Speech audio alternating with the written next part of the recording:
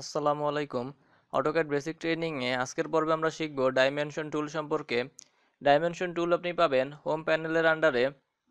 Dimension টেক্সটের পাশে dimension রয়েছে। এই ড্রপ ডাউনে ক্লিক করলে দেখুন এখানে বেশ কিছু অপশন রয়েছে। প্রথমে আমরা লিনিয়ার অপশনের ডাইমেনশনটি সিলেক্ট করব। এবার দেখুন আমাদের এখানে যে ড্রয়িংটি রয়েছে সেখানে আপনাদের সুবিধার জন্য আপনারা যাতে কর্নার পয়েন্টগুলো ঠিকভাবে সিলেক্ট করতে পারেন সেই জন্য এখান থেকে F3 দিয়ে অবজেক্ট স্ন্যাপ মোডটি অন করে রাখবেন। দেখুন এখানে যদি আমরা প্রথমে লিনিয়ার ডাইমেনশন অপশনটি সিলেক্ট করি, এবার প্রথম পয়েন্ট নিলাম এবং শেষ পয়েন্ট নিলাম, তাহলে দেখুন এখানে ডাইমেনশন দেখা যাচ্ছে 16 ফিট।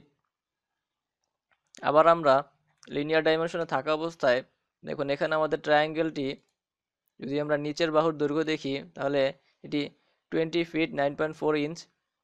এবার দেখুন ড্রপ ডাউনের সেকেন্ড যে অপশনটি রয়েছে অ্যালাইন অপশনটি আমরা সিলেক্ট করলাম।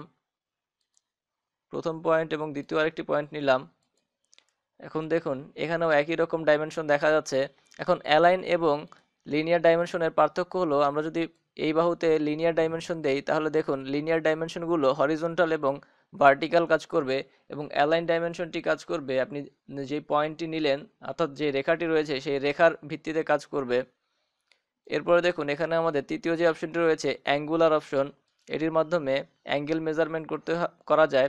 প্রথমে একটি বাহু আমরা নিব এবং আরেকটি বাহু নিব যার সাথে এর অ্যাঙ্গেল রয়েছে।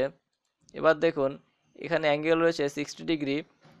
এভাবে যে তৃতীয় অপশনটি রয়েছে অ্যাঙ্গুলার ডাইমেনশন। এরপরে দেখুন চতুর্থ অপশন রয়েছে আর্ক লেন্থ।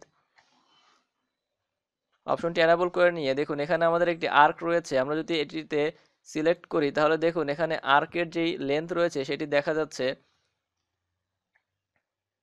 একইভাবে আমরা যদি আরেকবার করি দেখুন এভাবে আর্ক লেন্থ যেই ডাইমেনশন রয়েছে সেটি ইউজ করা যায়। এরপরে রেডিয়াস অপশনটি আমরা সিলেক্ট করে দেখুন এখানে আমাদের যে সার্কেল রয়েছে সার্কেলে যদি আমরা সিলেক্ট করি তাহলে এর রেডিয়াস এখানে শো করছে 10 ফিট রেডিয়াস। এর পরের অপশনটি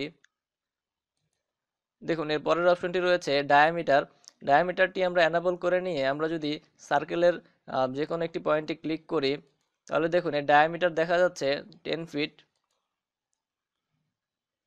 এভাবে অটোক্যাডে ডাইমেনশন টুলটি আপনি ব্যবহার করতে পারেন। এছাড়াও আপনি ডাইমেনশন টুলটি পাবেন হোম প্যানেল ছাড়াও অ্যানোটেটের মধ্যে। অ্যানোটেটে যদি আমরা ক্লিক করি তাহলে দেখুন এখানে ডাইমেনশন যে প্যানেলটি রয়েছে এটি নিয়ে বিস্তারিত পরবর্তী টিউনে আমরা কথা বলবো। দেখুন ডাইমেনশনের ড্রপ ডাউনে ক্লিক করলে আপনি পূর্বে যেই ড্রপ ডাউন মেনুটি পেয়েছিলেন সেটি এখানে রয়েছে। শর্টকাটে করতে চাইলে আপনি এখান থেকেই করতে পারেন, এই ড্রপ ডাউনের থেকে ক্লিক করে আপনার যেই ডাইমেনশনটি দরকার সেটি আপনি করতে পারেন। এভাবে অটোক্যাডে ডাইমেনশন টুলটি ব্যবহার করা হয়।